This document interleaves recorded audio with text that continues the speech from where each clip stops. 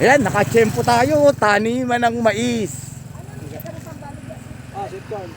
Ewan ko kung hindi nakakatakot pumasok sa looban yan eh. Pero may bunga eh. O nagsisimula ng lumabas yung bunga. Papasukin natin yung loob nito. Kahit na mga 30 seconds. Sana walang ahas. Taniman ng mais oh. Malaki ito.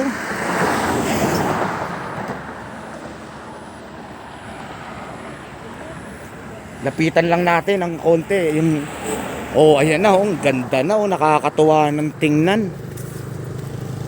Ayan, kitang-kita nyo naman 'yan.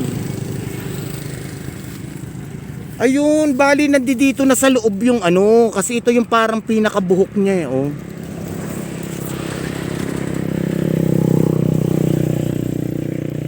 Parang nakakatakot pumasok sa loob. Okay na siguro to. Short video lang. Nakakita lang tayo, na-expose lang tayo.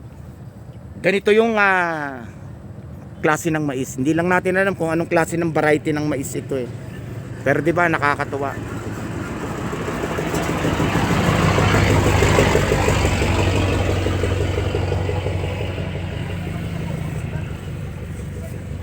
Mais, may bunga na ha. Kitang-kita natin yan. Mukhang mahahabang mais ito.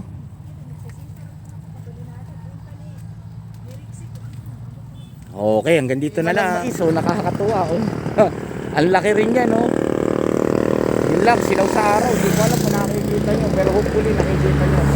Taniman ng mais. Yan ang mga paborito natin sa agriculture. Salamat sa panonood. May nadaanan naman tayo. Sitaw. Di ba? Yan si Taro Taro.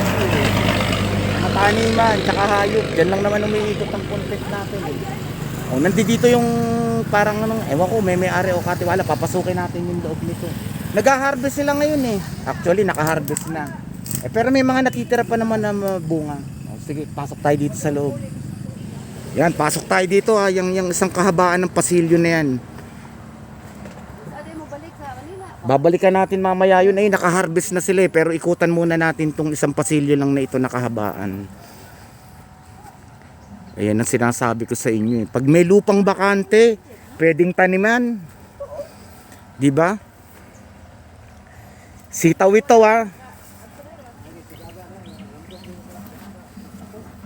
Pag may itinanim, may aanihin.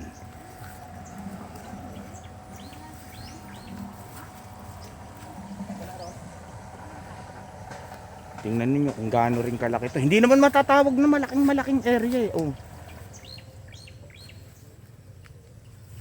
Kesa nakatiwangwang yung lupa.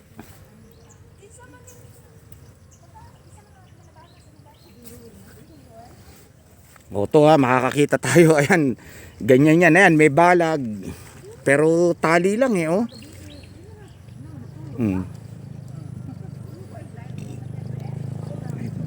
Bulaklak.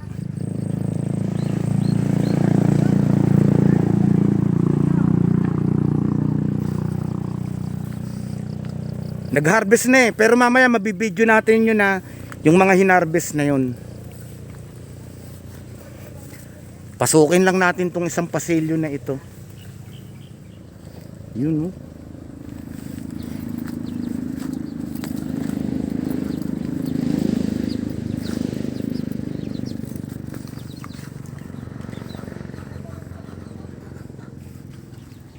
Kahit hindi tayo gasinong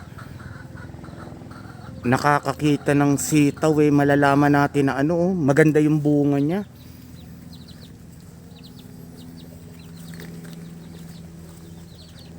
Ayun, nakarating na tayo sa dulo. Okay na ito.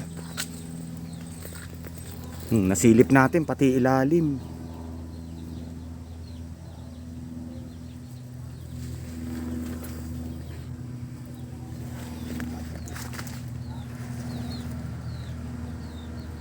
Ng sitaw. Ayun yung sa parang pinakahaligi na para sa tumibay Mga kawayan. Tapos ayun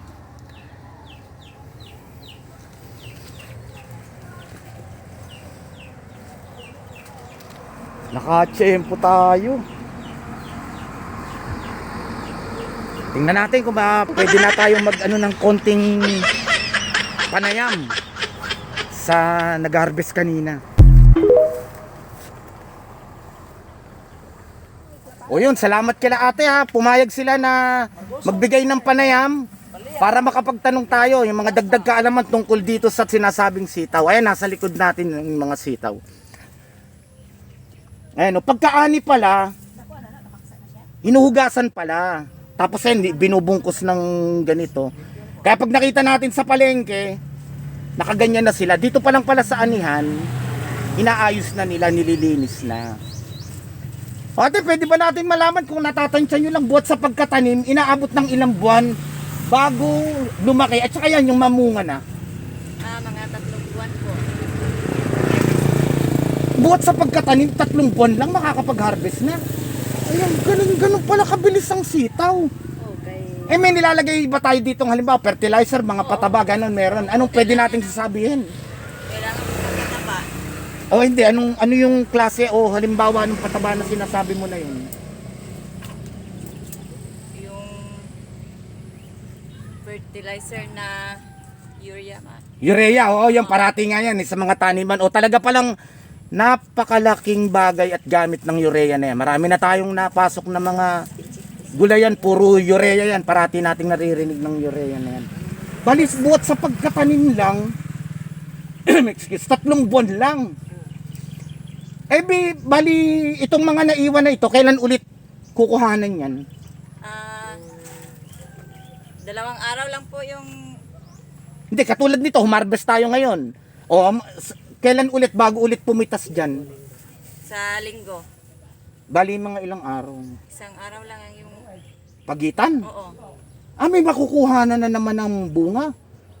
Ibig sabihin mabilis pala humaba o lumaki ang mga bunga na yan. Ayun, okay lang. Yung presyo nito sa magkano binibili sa inyo kung pwede lang sabihin? 50 per kilo po. Yun, 50 pesos per kilo. Pagka halimbawa yan, ilang linggo o buwan ba natin yan na mapipitasan tapos papalitan na ulit siya ng tanim? O matagal pa? Tansya lang natin. Mga 6 na buwan lang. 6 na buwan na pipitasan? O 3 buwan nung namunga, tapos 3 buwan ding aanihan? Opo. Ayun, di 3 buwan pa lang mapapakinabangan. 3 buwan siyang inantay bago mamunga, tapos nung namunga na, 3 buwan din naaanihan. Kailangan din po mag-spray eh. Ayun, ini-sprayan din. Pwede ba natin banggitin yun? Hindi, wag na yung spray na yun. Ang mahalaga yung urea, okay na yun. Bali, nagbibigay din sa inyo ito ng kita, no? Ito, sa pagbebenta naman, di ba tayo namumroblema sa pagbebenta nito? Hindi naman po. Marami namang Kayo ba ang pinupuntahan ng bumibili o kayo ang nagdadala sa palengke? yung iba inahatid namin sa palengke, yung iba naman pupunta dito. Ayun. Okay, thank you very much. Ayan, marami tayong natutunan. Salamat sa dalawa nating ate na ito na nagbigay sila ng maikling kwento at panayam tungkol dito sa tanim nilang sitaw. Okay, baka may gusto kayo sabihin natin. Yun. Sige, naiiya sila. Okay na, thank you very much sa inyo sa panonood nyo. Taniman ng sitaw, ayan nakakuha tayo ng kumpletong impormasyon tungkol sa sitaw. 3 buwan lang pala, buhat pagkatanim. Naaanihan na. Ani na. Tapos 3 buwan din halos siyang aanihan. Yun, okay. Thank you very much. Ate, salamat sa inyo.